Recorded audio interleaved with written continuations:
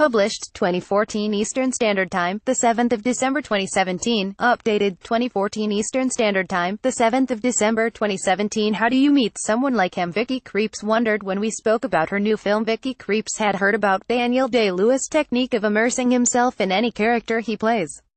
But she revealed that, if anything, she underprepared for her role opposite the Oscar winner, as a waitress in a seaside town who is catapulted into the post-war world of high fashion. How do you meet someone like him? Krieps wondered when we spoke about her star-making turn in Paul Thomas Anderson's sublime film Phantom Thread, which features Day-Lewis as Reynolds Woodcock, a gifted but highly strung designer who runs a Belgravia salon with his sister Cyril, played with aplomb by Leslie Manville. You can't outdo him, she sighed, of her co-star.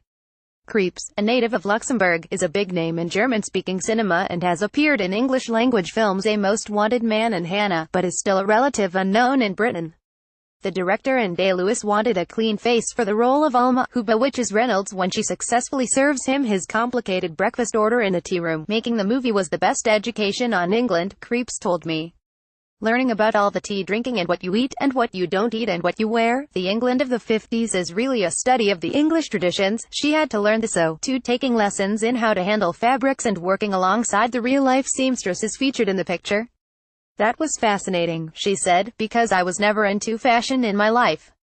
A perfect fit. Vicky Krieps and co-star Daniel Day-Lewis in Phantom Thread, which will be released later this month. I made Alma as prim and proper as possible, and also I tried to be as blank as a sheet of white paper, she explained.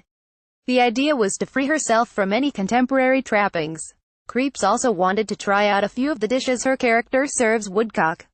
I did do a Welsh rarebit. I so wanted to know what it is. I found a recipe, I made it, I ate it, and I liked it, she told me, adding that she found Worcestershire sauce a revelation. She and Day-Lewis are breathtaking in Phantom Thread, and I was gripped by the battle of wills that develops between them. Alma tames the dragon, she said. The first time they met was on set.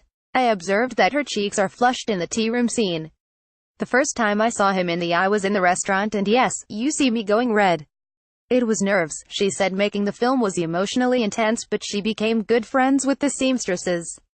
It was like a gift talking to those women. Day-Lewis announced his retirement from acting after the film was shot. It was a surprise to me, she said, but Ms. Krieps looks like she's got a long career ahead of her. She's appearing in a television mini-series based on the acclaimed German U-boat film Das Boot and is also being bombarded with Hollywood scripts. A musical to put a smile on your face. New British musical The Grinning Man started previewing in London's West End last night, just 2 weeks after another homegrown show, Everybody's Talking About Jamie, opened at the Apollo, Shaftesbury Avenue, to cracking reviews. Based on Victor Hugo's The Man Who Laughs, The Grinning Man started out at the Bristol Old Vic under the watchful eye of artistic chief Tom Morris, who, with Carl Gross, Tim Phillips and Mark Titler, began developing it 5 years ago. It tells the story of Grinpain, a misfit played by Louis Maskell, whose face was savagely disfigured in infancy.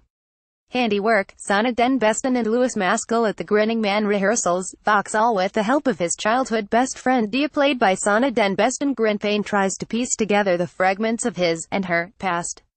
The pair create a traveling show, which uses puppets to depict their younger selves. I was transfixed when I watched a rehearsal at an old youth center in Vauxhall. The eclectic score featured a very hummable, soaring ballad and a sultry, bluesy soul number. Funds from theater owner and producer Howard Panter were used as seed money during the Grinning Man's inception. Musicals are famously slow to develop, and each one is different, Morris told me. Panter's generosity enabled the creative team to take its time and build the story's world, but he feared few others would have his courage, or that of Nika Burns, who saw Everybody's Talking About Jamie at the Crucible in Sheffield and knew at once that she simply had to bring it to London. The key to really helping the British musical to survive and flourish is patience, Morris said. Be patient and develop them. I think he could be onto a winner at Trafalgar Studios with The Grinning Man. The show has a humanity that audiences in Bristol warmed to, and during its West Country run, Maskell became a bit of a local hero, with teens copying Grinpain's bandaged look. They knew the words to his songs and sent him drawings and paintings. Readers of my column alerted me to Maskell's matinee idol status and said they intended to scoot up to London to cheer their man on.